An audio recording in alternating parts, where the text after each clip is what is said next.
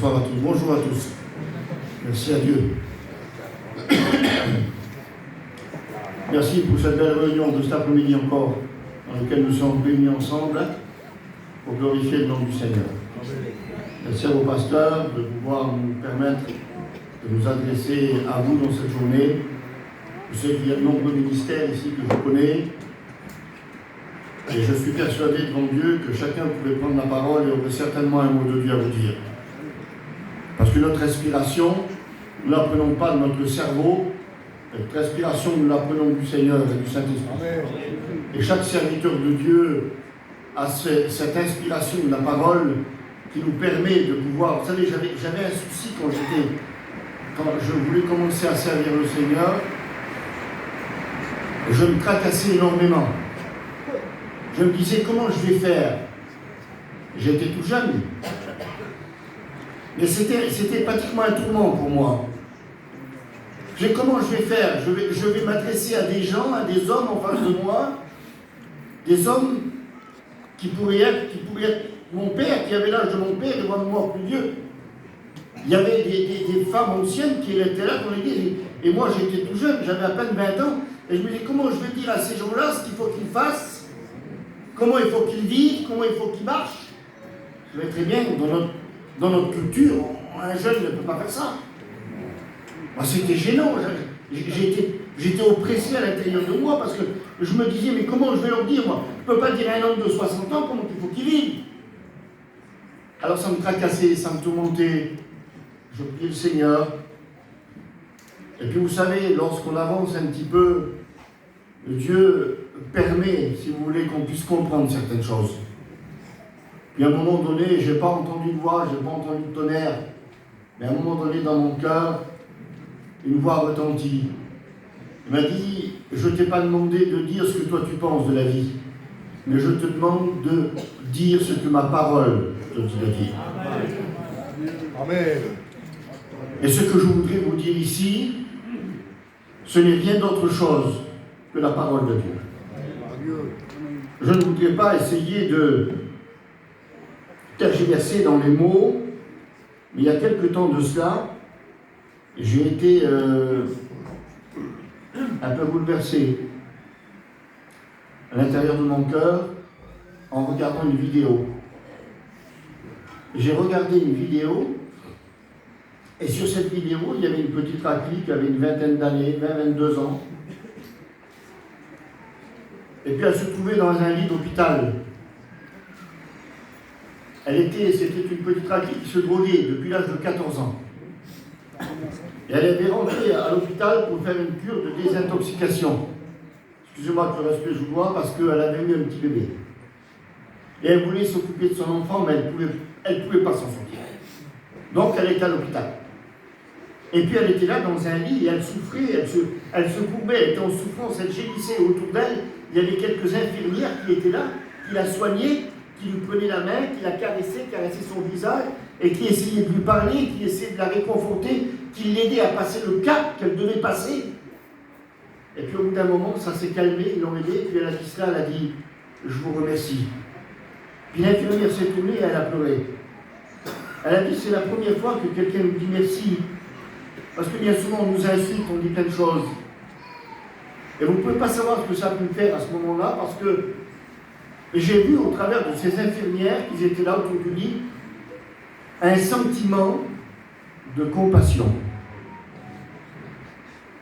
Savez-vous ce que c'est que la compassion? C'est d'aller jusque dans la souffrance des autres. Et puis, une réflexion est venue dans mon cœur, avec ce mot de Dieu qui a résonné, en me disant, Johnny, y a-t-il encore de la compassion dans mon Église? La compassion existe-t-elle encore dans l'Église de Jésus-Christ? Sommes-nous qu'un mouvement traditionnel? Sommes-nous qu'une organisation? Sommes-nous que des fonctionnaires évangéliques? Ou est-ce que notre motivation, c'est la compassion de ceux qui souffrent? La compassion de ceux qui sont perdus? Il serait bon peut-être l'Église de Jésus-Christ, de faire un examen de notre cœur, de notre conscience. Vous savez, un homme a dit un jour que pour faire partie d'un groupe, il n'y a pas besoin de cerveau. Il faut qu'une colonne vertébrale, parce qu'on suit. Hein? Mais on n'a pas qu'une colonne vertébrale, nous. On a aussi une conscience. Et cette conscience doit être alimentée par quoi? Cette conscience doit être alimentée par l'Esprit de Dieu, par la parole de Dieu, par Jésus-Christ. J'ai pensé à cela, je pensais à l'Église. J'en parlais avec le frère René il y a quelques temps en arrière, de l'Église que nous avons connue il y a bien des années, et l'Église que nous connaissons aujourd'hui. Il semblerait que pour beaucoup, ça suffit, c'est assez simple de faire partie d'une Église. Moi, je fais partie de telle Église. Moi, je fais partie de l'Église de Arles. Moi, je fais partie de l'Église de Montpellier, de Perpignan, de Bordeaux, ce que vous voulez. On met une dénomination sur l'Église à laquelle on appartient. Ça, c'est mon pasteur. Ça, c'est mon dirigeant. Un jour, Jésus a dit un mot aux disciples. C'est sur ce mot que je voudrais parler avec vous. La question lui a été posée. Est-ce que Jésus pose la question, qu'est-ce que vous pensez de moi? Quel est le regard que vous avez sur moi? Il pose la question aux disciples qui sont là, et puis ils évoquent des noms prestigieux de la Bible. Des hommes prestigieux comme Jean le Baptiste, comme Jérémie, comme Élie. Il dit, les hommes disent que tu es ça. Oui, c'est bien. Il dit, mais vous, qu'est-ce que vous dites que je suis? C'est bien beau ce que disent les autres. Mais toi, qu'est-ce que tu dis? L'apôtre Pierre est là dans une réflexion. Il dit, pour moi, tu es le Christ, le Fils du Dieu vivant. Il dit, tu es heureux, Pierre, parce que ce n'est pas la tradition des hommes qui t'a enseigné ça. Ce n'est pas la culture de ton père qui t'a enseigné ça. Mais c'est mon Père qui est dans le ciel qui t'a fait cette réflexion.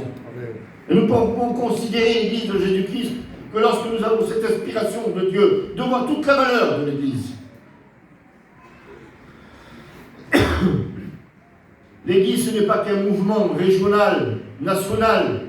L'Église, ce n'est pas que Vie-Lumière, ce n'est pas que Philadelphia. L'Église, c'est le monde entier, c'est l'Église de Jésus-Christ. Et Jésus-Christ va reprendre la parole en disant cela. Et c'est le mot le plus important du fondement. Il va dire, je bâtirai mon Église. Tu es Pierre. Alors, excusez-moi, je suis ni du grec ni du latin, moi. Je suis un gitan comme vous, mais j'ai appris ça. Il a dit, tu es Pierre, tu es un petit caillou en grec. Mais il dit un autre mot, il dit, tu es Pétras, le rocher. Et c'est sur le rocher que je bâtirai mon Église. Tu seras qu'un moyen, Pierre, toi. Mais la véritable Église, elle sera bâtie sur Jésus-Christ. Et je bâtirai mon Église. Ça veut dire que c'est lui qui l'a bâtie. Ça veut dire que tu n'appartiens pas à l'Église de Arles. Tu appartiens à l'Église de Jésus-Christ. Et à partir du moment qu'on appartient à l'Église de Jésus-Christ, il l'a fondée. C'est lui qui en est le fondateur. La Bible déclare qu'il est la pierre angulaire, la pierre du fondement, de la fondation, sur lequel tout a été construit. Il y en a trop aujourd'hui qui veulent s'attirer des gloires. Il y en a trop qui veulent s'attirer des noms et des gloires. J'ai fait tel mouvement, j'ai fait tel travail. Ben Jésus le rappelle, il dit qu'on a oublié bien des gens qui servent encore à table, il lui dit tu es encore un ouvrier inutile. Parce que ce que tu as fait, c'est parce que je t'ai permis de le faire.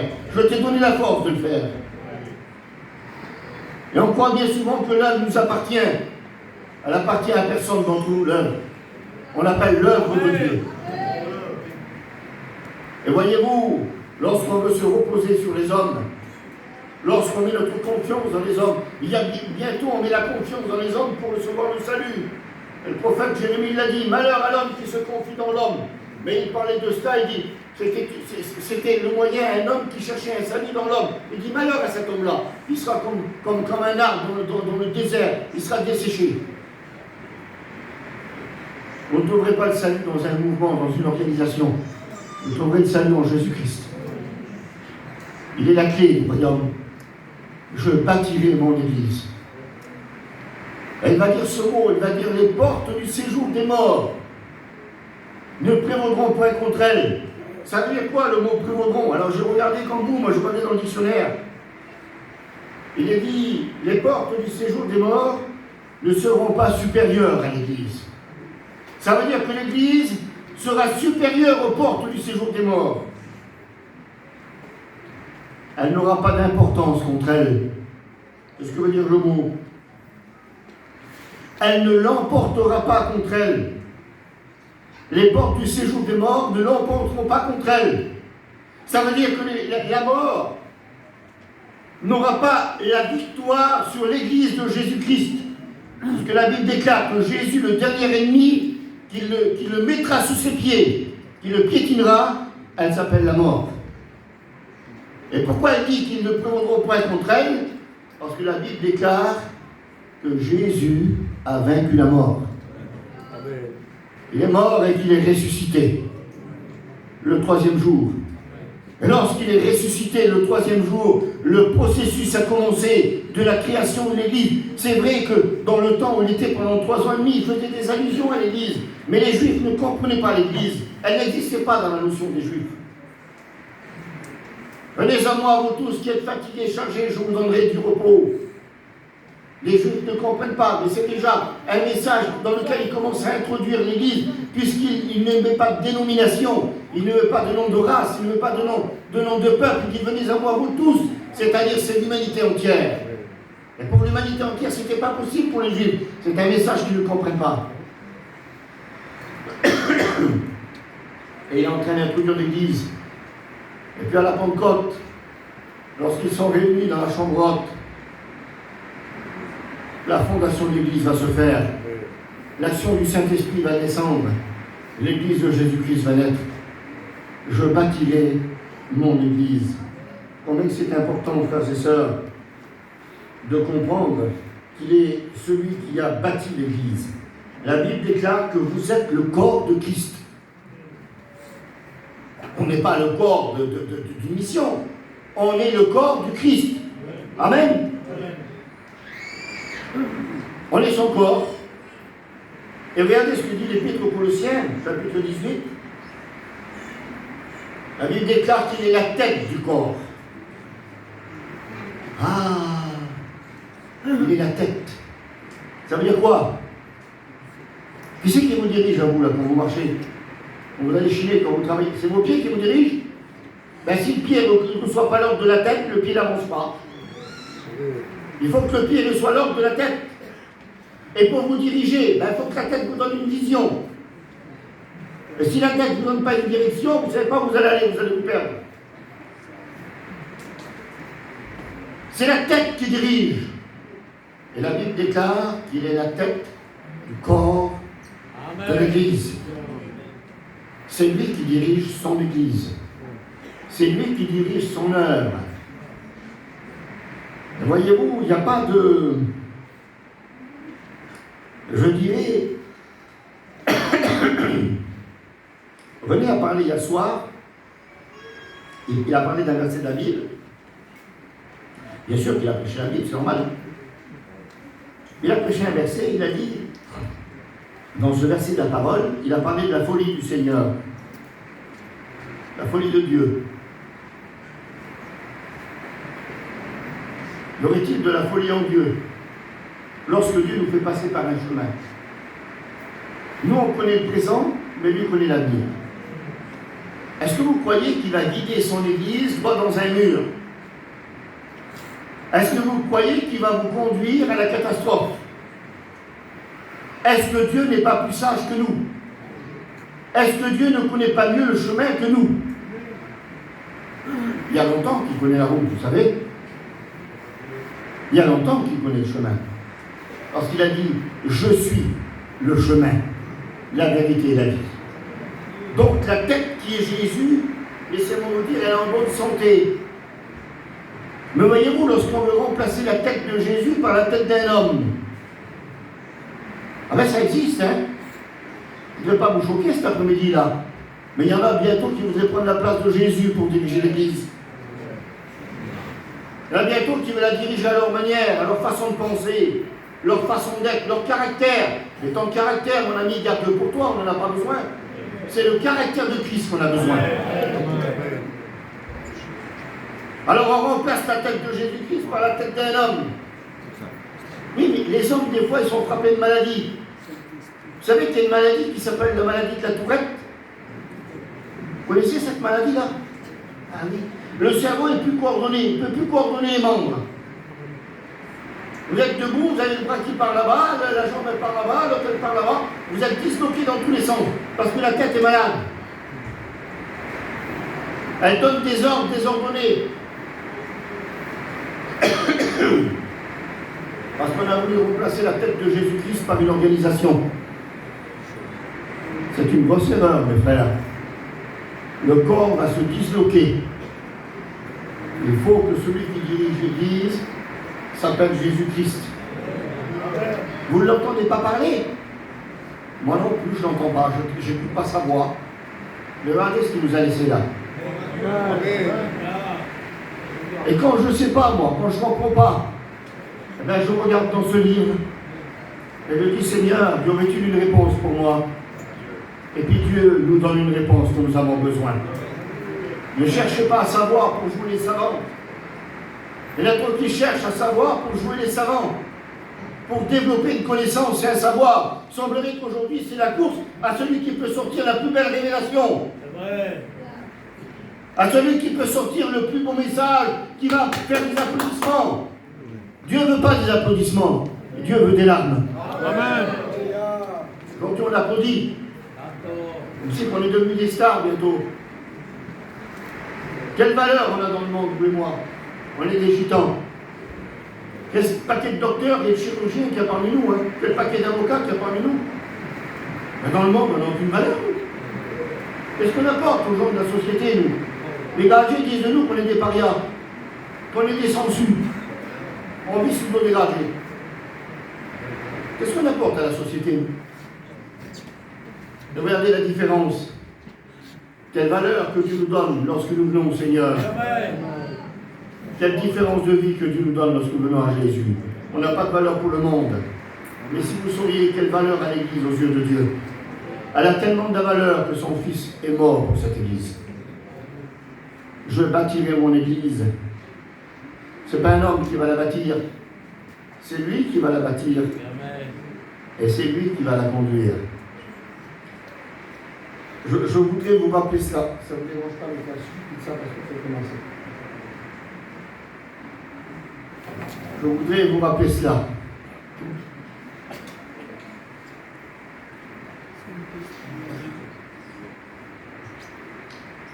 Vous connaissez Jésus. La majorité ici, je pense qu'on fait l'expérience avec le Seigneur. Il y a peut-être de nos amis qui ne le connaissent pas encore. Donc ils ne l'ont pas encore accepté dans leur vie. Je suis des fois choqué, gêné même, de ce qu'on fait passer Dieu pour un méchant, Jésus pour un méchant. Vous savez que Dieu est gentil, vous savez que Dieu est bon, vous savez que Jésus nous aime. C'est pas un bourreau, le Seigneur. Il est droit. Il est juste, il est saint, il sait dire la vérité où il faut dire la vérité. Il ne triche pas, il ne fait pas de compromis. C'est quelqu'un qui est droit, qui est juste. On l'appelle dans la Bible le juste saint. Vous savez que Jésus est gentil. Si vous ne le connaissez pas, je vous invite à le rencontrer. Si vous saviez quelle bonne personne que c'est. Alors, aujourd'hui, on entend plein de choses. Attention, mon frère, ma soeur, attention, ne bouge pas un œil, ne bouge pas une oreille, parce qu'il semblerait que Dieu est au-dessus de nous avec un bâton, prêt à nous frapper. Vous voulez que Dieu nous rende à chacun selon nos actes? Vous voulez que Dieu nous rende à chacun selon nos mérites, ici, là? Excusez-moi de vous dire, avec tout le respect que je vous dois, vous allez en recevoir des coups de bâton, hein? Et moi aussi, hein?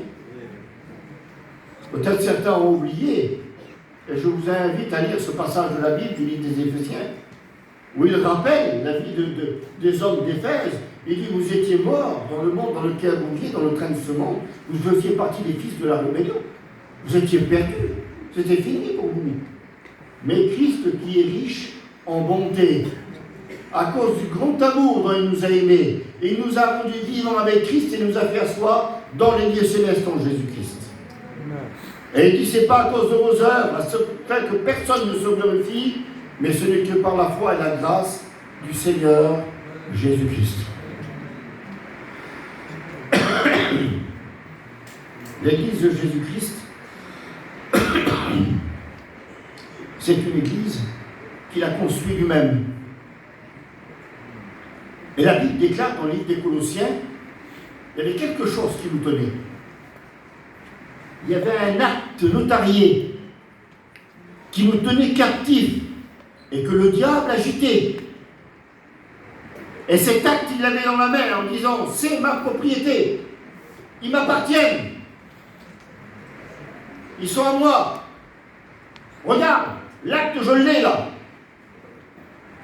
Et la Bible déclare dans le livre des Colossiens qu'à la croix du calvaire, Jésus a pris l'acte qui nous condamnait et il l'a déchiré devant Satan en disant aujourd'hui, il ne t'appartient plus, aujourd'hui c'est mon église. Et il l'a traîné devant les dominations. Il a montré que c'était lui le vainqueur. Tu as oublié que tu fais partie de l'église de Jésus-Christ et que tu as de la valeur et que Dieu nous aime. Vous savez que Dieu nous aime. Il ne faut pas avoir peur de Dieu. Vous savez, quand on a peur, vous avez des petits-enfants, je sais qu'il y en a plein. Mais vous savez, quand les petits ont peur, j'en ai aussi moi chez moi, dès qu'ils font une bêtise, hop, ils ont peur. Et ben on a peur bientôt, bien souvent quand on fait des bêtises. Un peu comme Adam dans le jardin. Il avait pris conscience de la bêtise qu'il avait faite. Quelle a été sa réaction? Il a été se cacher. Parce que la Bible déclare que j'ai les regards fixés sur toi. Alors lorsqu'on fait une bonne acte, on dit Seigneur, tu vois, j'ai fait quelque chose de bien. On est content où Dieu nous a vu. Et qu'on a fait des fois une bêtise, on ne la chante pas sur les toits. Et c'est là des fois qu'on a peur. Alors si Dieu nous dirait, viens ici là. Viens voir ici maintenant là, pour ce que tu as fait là. Ah Seigneur, tremblerai sur les quilles, je vous le dis. Mais la Bible déclare, et là je ne veux pas cautionner le péché dans ce que je vous dis là bien sûr, mais il dit que nous avons un avocat auprès du Père qui plaide pour nous et qui s'appelle Jésus-Christ. Soyons honnêtes, vous êtes honnêtes comme moi je pense. Beaucoup sont chrétiens depuis des années ici. Vous n'avez jamais commis de faute depuis que vous êtes chrétien? Vous n'avez jamais commis un péché? Pourtant vous êtes là aujourd'hui. Mais pourquoi vous êtes là? Parce que l'avocat en haut il a plaidé pour vous. La Bible déclare qu'il remporte tous les procès. Vous savez, il y a ce passage dans la Bible qui parle des péchés volontaires, des péchés qui mènent à la mort et ceux qui ne mènent pas à la mort. Alors pour moi, ça me tracassait. J'ai dit, comment un péché? C'est un péché. Tu étais un pécheur, tu vas m'en faire. Non, on va pas au ciel. Et puis moi, je suis comme vous, je lis, j'essaie de comprendre, j'écoute. Il y a dans la Bible ce qu'on appelle le péché volontaire et celui qui est involontaire. Je vais vous donner une petite histoire, un petit exemple. Un jour, j'allais faire une réunion dans une église. Et puis sur le chemin, comme ça, il avait tombé de l'eau, il y avait des trous, c'était du calcaire. Et puis il y avait de la boue. Ça faisait de la boue dans les trous d'eau. Et puis je ne vois pas tellement bien clair la nuit. Alors je marchais, mais j'essayais de faire attention. Et puis d'un seul coup, en marchant, j'ai tombé le pied dans une salle d'eau. Le pied était plein de boue, je marchais dans la boue. Aussitôt, j'ai sorti de la flaque d'eau, j'ai pris un chiffon, j'ai nettoyé ma chaussure. Et puis j'ai compris quelque chose. Ça, c'est ce qu'on pourrait appeler le péché involontaire. Celui qu'on commet. On n'a pas prémédité, on ne vit pas dans le péché. Mais c'est des fois une action qui nous arrive. Oh là là, le gars là qui m'a énervé. Que mal passe. Quel vilain rageau. Ah, puis dans notre cœur, ah Seigneur, je me pardon, Seigneur, je n'aurais pas dû dire ça. J'aurais pas dû faire ça. La Bible déclare que l'avocat intercède. Et nous obtenons justification auprès de Dieu. Mais il y a maintenant l'autre manière d'être. Il marche, il tombe les pieds dans la boue, il regarde les personnes autour et il piétine dedans. Il dit qu'est-ce qu'on est bien là. C'est plus involontaire ça mon ami. C'est la pratique du péché. Et celle-ci elle mène à la mort. Alors il dit, je bâtirai mon église. Alors Seigneur, comment dois-je la conduire? Comment dois-je faire, Seigneur? C'est vrai que, serviteur de Dieu, on se pose la question des fois. Hein. Je ne sais pas pour vous, mes frères, je sais qu'il y a plein de prédicateurs derrière, mais il y a des fois on est confronté dans les situations dans l'Église, et on ne sait pas trop comment il faut la gérer, cette situation-là. Et puis je lis ce verset de la Bible. Alors des fois on essaie de gérer par inspiration. Ça peut être dangereux, hein. L'inspiration, elle existe. L'inspiration, elle existe. Et des fois, ça peut être dangereux, des fois. Hein. Des hommes qui sont trop inspirés, des fois, ils n'arrivent plus à respirer après. Ils finissent par s'étouffer. C'est une manière de consulter Dieu, l'inspiration. On peut le faire aussi par la prière. Oui, on peut le faire aussi. On a des fois des réponses, des fois on n'en a pas. Alors, le conseil que je peux vous donner, si vous me permettez, lorsque vous avez besoin de savoir, consultez la parole. La parole vous donnera la réponse. Quelqu'un qui se dit inspiré de Dieu. Quelqu'un qui se dit guidé par l'esprit. Vous savez, il y a des mouvements de l'esprit aujourd'hui qu'on appelle. Moi, je ne suis pas contre le mouvement de l'esprit. Vous savez ce que j'ai fait avant de prêcher? J'ai prié le Seigneur et j'ai dit, Saint-Esprit, aide-moi. Saint-Esprit, conduis-moi dans la parole. Parce que je m'y perds, moi. Et écoutez ce que dit Jésus. Vous trouvez ça dans l'évangile de Jean, chapitre 14, verset 25. Il dit, je m'en vais au Père. Mais je vous laisse le Saint-Esprit. Mon Père m'enverra. Et écoutez ce qu'il va dire. Le Saint-Esprit vous rappellera tout ce que moi je vous ai dit. Et où se trouve ce qu'a dit Jésus? C'est pas dans l'histoire de France. C'est dans la parole de Dieu. C'est pas sur Internet ni sur Google. Il y en a trop qui s'interrogent Google.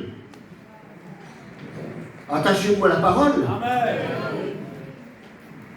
Tu as besoin de savoir dans ta Bible. Lis, prie le Seigneur. Tu verras qu'à un moment donné, Dieu va éclaircir ton esprit. Il va te donner à comprendre ce que tu as besoin de comprendre.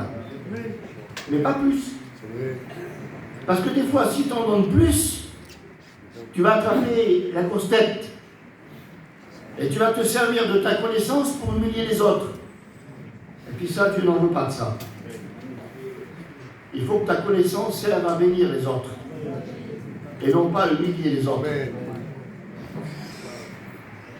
Le Saint-Esprit vous rappellera tout ce que moi je vous ai dit. Les hommes qui sont inspirés, il faut. Vous avez déjà été inspiré par Dieu? Mais dites Amen. Ben oui. Souvent on est inspiré par le Seigneur. L'inspiration de Dieu, Saint-Esprit parle dans notre cœur, ben on y va. Mais lorsque ça ne correspond plus avec la Bible, oh, excuse-moi mon frère, parce que tu me dis, oui, je l'ai reçu du ciel, oui, mais la Bible, elle ne le dit pas. Vous avez lu ce verset de la Bible où l'apôtre Paul va parler? Il dit, même si un ange descendrait du ciel, imaginez-vous qu'un ange, il arrive là. Ben, tout le monde dit, c'est pas qu'un ange, hein. Ça arrive. Et qui commence à nous annoncer quelque chose. Oui, mais ce quelque chose n'est pas écrit dans la Bible. Alors on le prend, l'ange, on le fout dehors. Parce que l'apôtre Paul va dire que même si un ange vient de vous annoncer un autre évangile, eh bien qu'il soit maudit, qu'il soit anathème. Ça veut dire qu'on n'a pas le droit, frères et sœurs, on n'a pas le droit de modifier ce que la parole de Dieu nous enseigne. Alors comment faire pour diriger l'Église? Quel est le moyen pour diriger l'Église? On va lire un verset ensemble si vous voulez. Je prends quelques minutes avec vous. Je pense que ça a été fait, cette rencontre, pour pouvoir aussi partager la parole du Seigneur. Comment faire pour diriger? Alors la Bible nous enseigne. Et elle le fait, on va remonter le temps. On va aller très loin. On va remonter du temps de Josué. Lorsque Josué est devant une circonstance dans laquelle il se sent un petit peu perdu, si vous voulez. Le frère en a fait allusion hier soir. Et il demande à Dieu, et Dieu lui répond. Vous voulez savoir qu'est-ce que Dieu lui répond? Vous voulez savoir quelle est la clé de la réussite? Vous voulez réussir dans la vie de Dieu? Les frères, on veut y arriver dans le ministère tous ensemble? Alors Dieu va nous donner la réponse. Fortifie-toi seulement et prends courage. Prends de la force, sois courageux. Pas toujours facile d'affronter les choses, il faut du courage. Vous avez vu Jean-Baptiste? Il a dit, toi, le roi, tu es un roi. Et la femme que tu as, c'est pas la tienne. Je vais te couper la tête, ça fait rien, coupe-moi la tête. Mais la vérité, elle a qu'un chemin. Alléluia. Pas de détournement. Amen. Le péché, c'est le péché. Vous n'allez pas dire c'est bien si c'est mal. Il y a un jour, un homme, il voulait me forcer.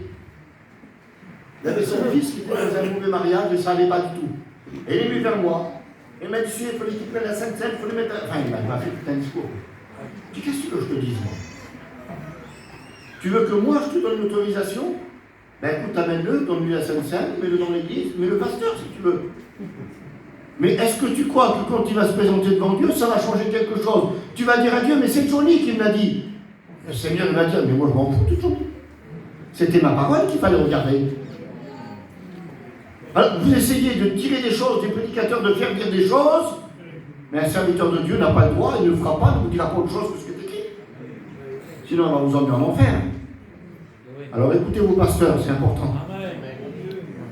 Fortifie-toi et prends courage. C'est toi qui mettras ce peuple en possession du pays. Écoutez ce qu'il est dit. Fortifie-toi seulement et en bon courage, en agissant fidèlement selon toute la loi que Moïse, mon serviteur, t'a prescrit. Et surtout, ne t'en détourne ni à droite ni à gauche. Vous comprenez là, hein? Écoutez ce qu'il dit dans la suite. Ne t'en détourne ni à droite ni à gauche, afin que tu réussisses dans tout ce que tu entreprendras. Ça veut dire que c'est la clé de la réussite. Que ce livre de la loi ne s'éloigne point de ta bouche. Médite-le jour et nuit, pour agir fidèlement selon tout ce qui est écrit. C'est alors que tu auras du succès dans tes entreprises, c'est alors que tu réussiras. Ne t'ai-je pas donné cet ordre? Ah là, c'est un ordre. C'est pas une recommandation. Fortifie-toi, prends courage, ne t'épouvante point. Car l'Éternel, ton Dieu, sera avec toi dans tout ce que tu entreprendras. À partir de quel moment l'Éternel sera avec nous dans tout ce que nous allons entreprendre? Quelle sera la clé de notre réussite? Eh bien, si ce livre de la loi ne s'éloigne pas de notre bouche. Si on le médite jour et nuit, on aura du succès dans les entreprises. Il y en a qui essaient de faire des choses, mais ça ne réussit pas. Je l'ai dit l'autre jour au pasteur. J'ai marqué cette note dans la nuit. Je dormais, puis ça tournait dans ma tête. Et puis un mot revenait dans mon cœur. Puis j'ai pris un papier, je n'ai pas voulu la réveiller, j'ai pris un papier sur ma table de nuit, et j'ai écrit dans le noir, sans regarder. J'ai écrit. J'ai tant pis, j'écris. Et cette note de réflexion, c'était avoir un temps de réflexion. Réfléchir sur notre vie. Et puis j'ai marqué quelques mots, quelques versets. Et j'ai regardé la feuille en plein jour. Mon Dieu, j'avais écrit, c'était même pas la peine comme un as. En pleine nuit. Avoir un temps de réflexion. Regardez si nous sommes bien dans la volonté de Dieu. Regardez si nous sommes bien dans la parole. Si la parole est toujours notre guide. C'est important, mes frères. Aujourd'hui, vous savez, on vit dans un monde où de plus en plus cette déviance. On voit de plus en plus d'hommes, de femmes maintenant aussi, annoncer l'évangile, On voit des spectacles, des enfants. Oui. On traduit mal la parole du Seigneur. Aujourd'hui, c'est une hécatombe. Des gens sortent parce qu'ils sont mécontents, parce qu'ils sont de travers et parce que, excusez-moi, ne te détourne ni à droite ni à gauche. Si tu te détournes à droite ou à gauche, on ne pourra plus travailler ensemble. J'ai dit un jour ça à un pasteur dans un pays étranger. Il y a deux choses qui peuvent nous séparer. Tu veux qu'on travaille ensemble? Je dis, moi je veux bien. Il y a deux choses qui peuvent nous séparer. C'est la doctrine et la moralité des serviteurs de Dieu. Il faut la doctrine et il faut la morale. S'il n'y a pas de morale, ce n'est pas la peine que tu prêches la doctrine. Ça ne sert à rien du tout. Tu peux être un homme de doctrine comme tu veux. Si tu n'as pas la morale, si tu n'as pas le témoignage d'un serviteur de Dieu, ça ne sert à rien du tout. Tu prêches comme un as. Tu as une éloquence. Oui, mais tu n'as pas de témoignage.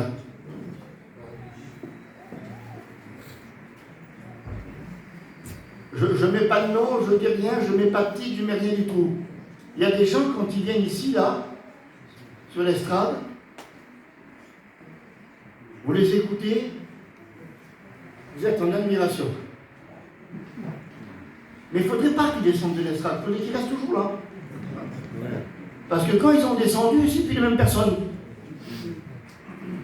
Un jour, il y avait un grand pasteur américain qui prêchait. Véridique, hein. Il y avait sa femme qui était en bas là-bas. Et puis, sa copine qui était à côté, enfin, la qui était à côté, elle dit, quel homme que c'est votre mari là? Elle dit, ça, cet homme-là? Elle dit, mais je ne le connais pas, cet homme-là. Comment c'est votre... Ah oui, moi je ne le connais pas, parce que l'homme qui a sur l'estrade là-bas et celui qui est chez moi, c'est pas le même homme. Celui-là, je ne le connais pas. Donner une image de lui qui n'était pas. Il n'était pas vrai. Aujourd'hui, on est troublé par Internet. Un jour, il y avait une discussion de serviteurs de Dieu. Et ils m'ont appelé au téléphone. Ils étaient en train de se chamailler dans les mots. Ils avaient écouté une prédication d'un grageau sur le retour du Seigneur. Alors ils se bataillaient l'un à l'autre. J'ai dit, vous n'avez pas honte? Ils me téléphonent pour me demander qu'est-ce qui était vrai, pas vrai. Enfin, ils croyaient que moi je suis le Seigneur. Moi, je ne connais pas tout, moi. Il y a plein de choses que je ne connais pas. Ça ne me gêne pas de dire que je ne connais pas. Il y a plein de choses que je connais, il y a plein de choses que je ne connais pas. Vous savez pourquoi? Parce que le livre du Deutéronome, il rappelle ça. Il dit que les choses cachées appartiennent à Dieu. Alors laissez-le au Seigneur. Je sais que tu reviens Seigneur.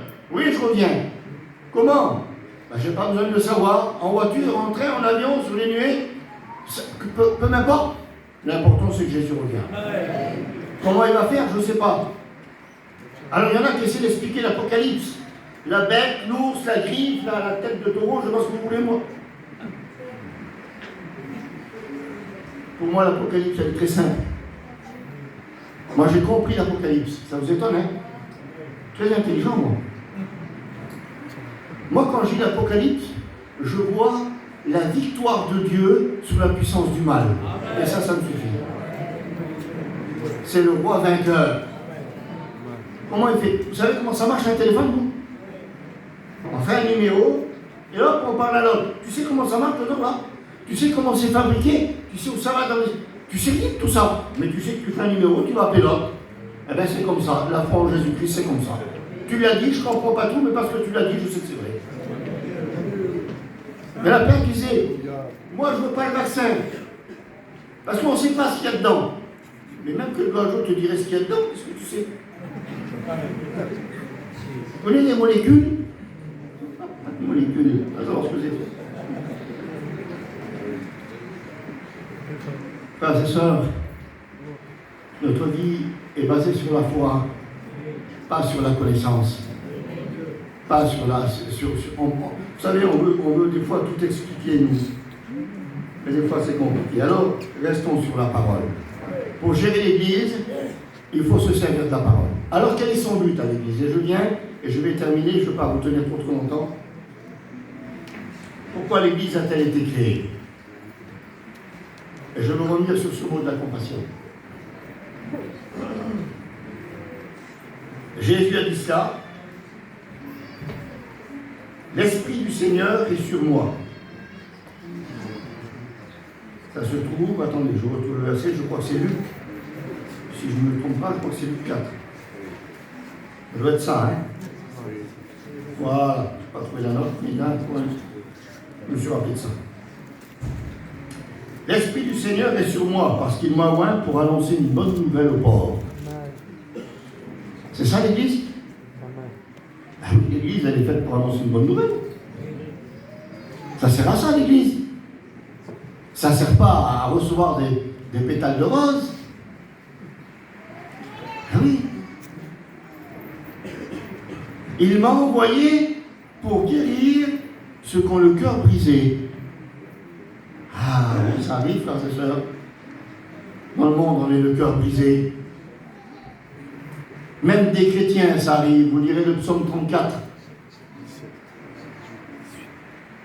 Il dit qu'il prend soin de ceux qui ont le cœur brisé.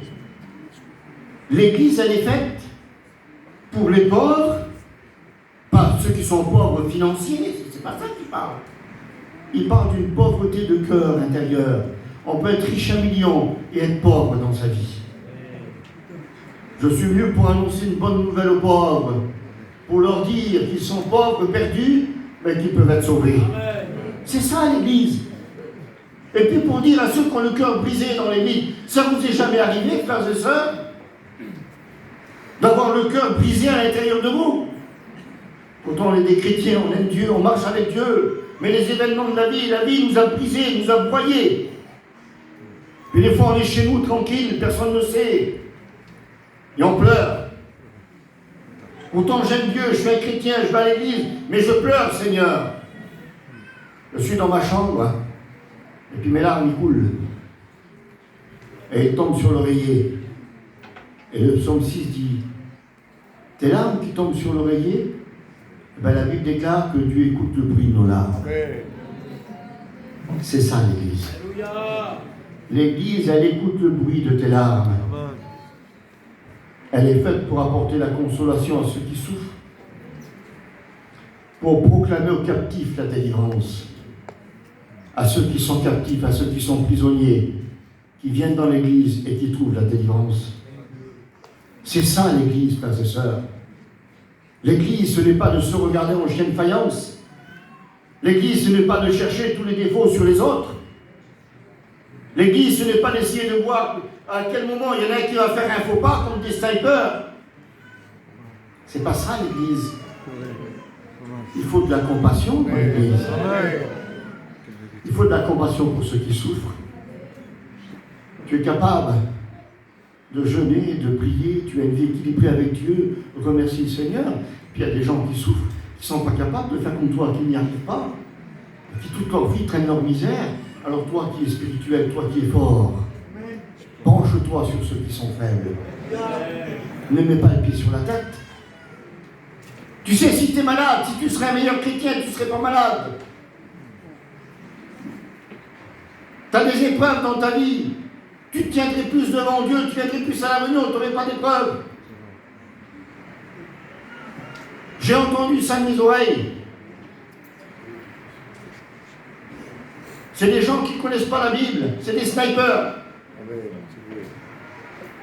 Parce que la Bible déclare dans le psaume 34 que le malheur atteint souvent le juste, mais que l'Éternel le délivre toujours.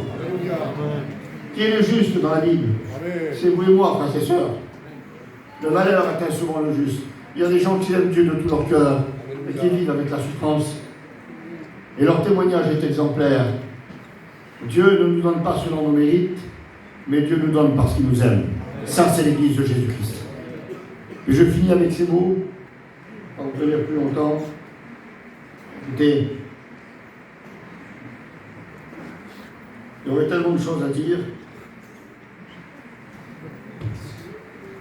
J'ai noté ici quelques versets de la Bible, où la Bible nous déclare que Jésus fut ému de compassion.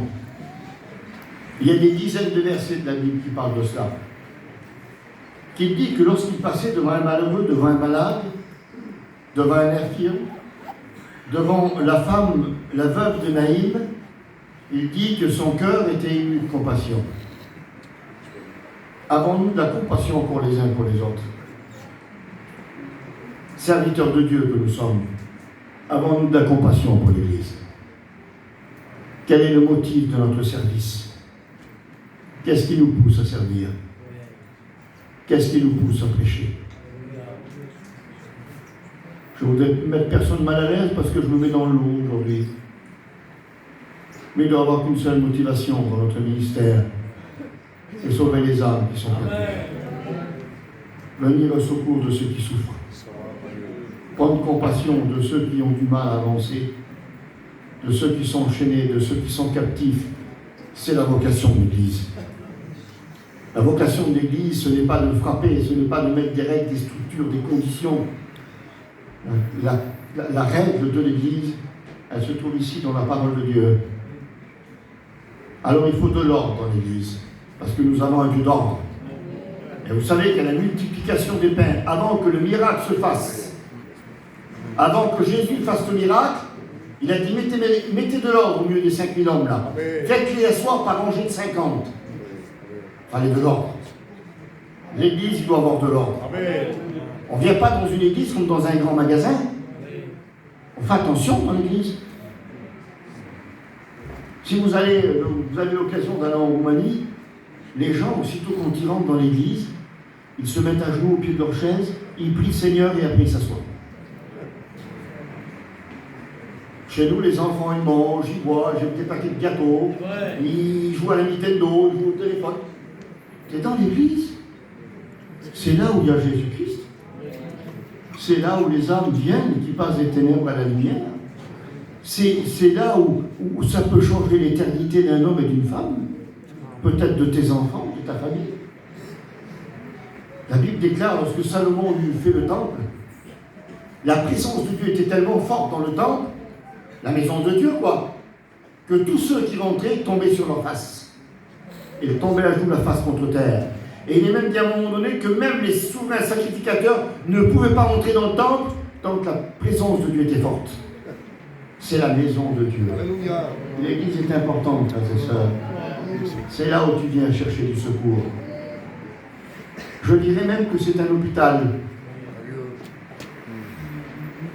où on accueille les malades. Et j'ai regardé l'autre jour, je regarde souvent les informations en Ukraine, il y a 2 soldats qui étaient bloqués dans une maison là-bas. Mais il fallait traverser les lignes de combat pour aller les sortir. Alors 2 petits raclés, ils ont monté dans une auto, ils ont roulé à fond, quitte à se faire tuer, à se faire tirer dessus, pour aller jusqu'à dans cette maison. Ils ont vite pris les zombies dans la voiture et ils sont vite repartis pour aller les sauver. C'est une belle leçon pour nous, mes frères.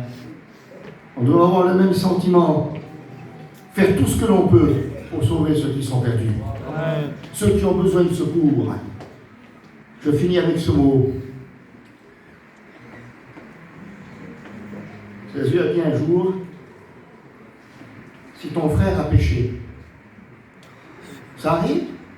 Ah oui, Jésus l'a dit. Ben, s'il l'a dit, c'est que ça arrive. Hein? Oui. Tu prendras un bâton et dès qu'il passe au coin de la maison, tu tapes dessus. Comme ça.